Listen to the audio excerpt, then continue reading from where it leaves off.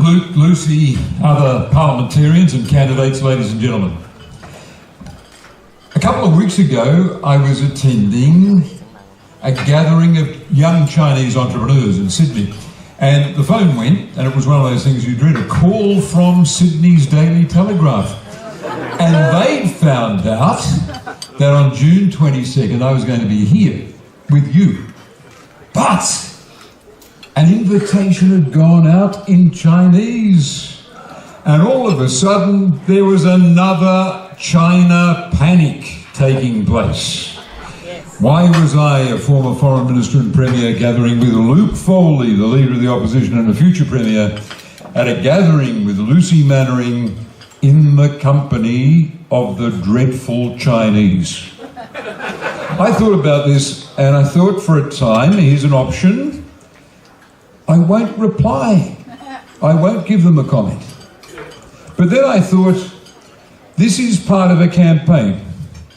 It's part of a cynical, un-Australian campaign to drum up hostility against one part of Australia's multicultural community. And I gave them a comment.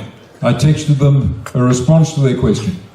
I said, Australians with Chinese backgrounds are entitled to participate in Australian public life.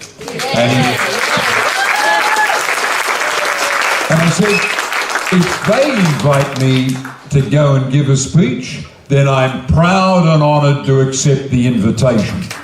So, next day, front page of the Telegraph, Carr to speak in Cantonese.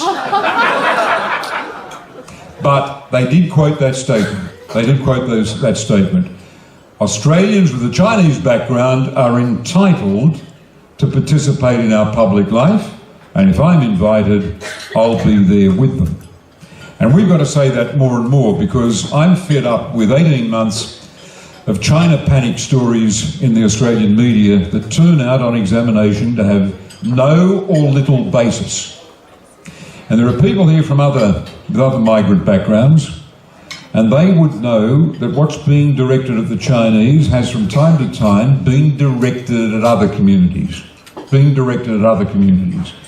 And you know, now I know what you're asking me to do. You're all saying, Bob, will you talk about your forthcoming book? I know you're saying it. Goodness, if only you told me you're going to ask that question, I would have come prepared. The book's being launched. It should have been launched here tonight, Lucy. That would have been a good idea. It's being launched by Luke in a week's time at the party conference. And it's got some very, very strong chapters that all of you are going to enjoy, because it's really a hymn of praise to New South Wales Labor and what it's done over the years. That's why I've got Luke to launch it. It's about our party and about what it's done for the people. Here's what I say in a little chapter, though, on China. It's called China Panic. I say this: in the next 10 years, China is going to complete the addition of 850 million people to its middle class. Now just absorb that.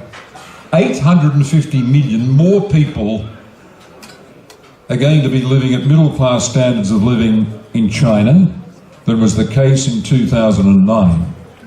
Now that's a huge transformation, and Australia's got an opportunity to be part of that, to be working with the Chinese and selling our products to them and helping to educate their young people and being a great destination for tourism and sending our consultants up there to win contracts and to win good Chinese investment here and to plant useful Australian investment in China and to ensure our living standards into the future. Because if a country's adding 850 million people to middle income living standards, it's like a new continent coming out of the ocean to our north and saying, we can be a market for you. And here's what I say. Engagement with China will give us a chance to observe and respond to the revolution taking place in China as they become a rich country. When it comes to Australia-China relations, I won't be abandoning an optimistic vision because of a whispered word invoking one of our security agencies or anything else. When it comes to Australia-China relations, My credo is simply Gough Whitlam's. The great Labour leader Gough Whitlam, who opened diplomatic relations with China, said this: "We seek a relationship with China based on friendship, cooperation and mutual trust, comparable with that which we have or seek with other major powers." That was Whitlam. That was Whitlam's vision, being able to imagine way back in 1973 that we could have a huge engagement with China. And now we've got a population in Australia of 1.2 million people of Chinese heritage. And I say to you, you've got to those of you with Chinese backgrounds, you've got to be alert to the efforts by some in conservative politics and some in the media. Some think they're doing the right thing to impress the Trump administration by demonising Chinese in Australia. That is wrong, it's shameful, it's against the spirit of Australian multiculturalism, and it's implying that Australian migrants from China, Australian citizens who come as migrants from China, have got divided loyalties. When those of us who know this great Chinese community, like Luke and Lucy and me, know that they are proud of the country they come from, but entirely committed to this country's future. They're loyal Australians, and they deserve to be defended from these lousy media attacks. They deserve to be defended. I'll just give you one example. I'll leave this subject. One of these anti-Chinese zealots, one of this anti-China extremist group, wrote a book called something about the Chinese takeover of Australia, and it mentioned the University of Technology in Sydney. And he said in passing, the University of Technology in Sydney, comma, close to Sydney's Chinatown, comma. And the implication was that somehow this great university is compromised and the judgments of its scholars, like me, are being warped because you might, if the wind's blowing in the right direction, get a hint of the Cantonese cuisine from Sussex Street or Dixon Street drifting over towards Ultimo. Now that is ridiculous. And by the way, when he came to condemning me because I'm committed to Australia-China relations, he said Bob Carr, comma, whose wife Helena is Malaysian Chinese. As if that's a smear. As if somehow my loyalty to Australia is questionable because of that background. Well, he happens to be wrong on two counts. Her mother was Chinese, but her father was Indian. So she's only half guilty. And secondly, she happens to have been an Australian citizen for 40 years, and that's all that counts in this multicultural society. Doesn't matter where you came from. My great friend Shuket Musselmane comes from South Lebanon, and Jihad Dib comes from Lebanon. But no one dares, I hope, to question their loyalty to commitment. They're both members of the New South Wales Parliament, so they dare not. They're proud of their background, proud of the religion and culture of their parents, proud of the journey they've made in their life, but loyal entirely to the country that their parents adopted, this country of Australia. That's our multiculturalism. That's our multiculturalism. And if this campaign against the Chinese in Australia succeeds, then every other migrant community is vulnerable when people in the media, or zealots or extremists, or political conservatives decide they'll pick on you. And anything the Chinese or Muslim background Middle Eastern migrants are going through is the same as the Irish went through after 1917, after the Easter Uprising in Dublin and through the 1920s, when Irish Australians, because of their religion or because of the country they came from, had their loyalty to Australia and the Crown questioned. From conservative Australians. Labor stands with Chinese background Australians in saying your rights as citizens and your loyalty to Australia is respected by us, and the campaign against you should cease.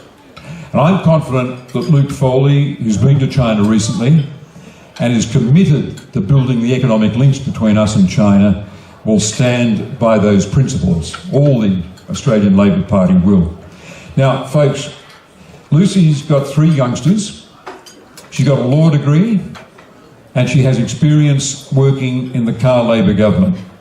She's going to be a great acquisition, an extraordinarily good acquisition.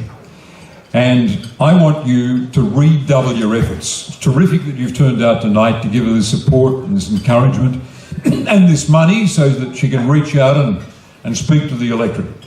But if we're going to get her into Oatly, if we win Oatly, I think, Luke, we win government. I think you become our next Premier. She's going to need this support 10 times over.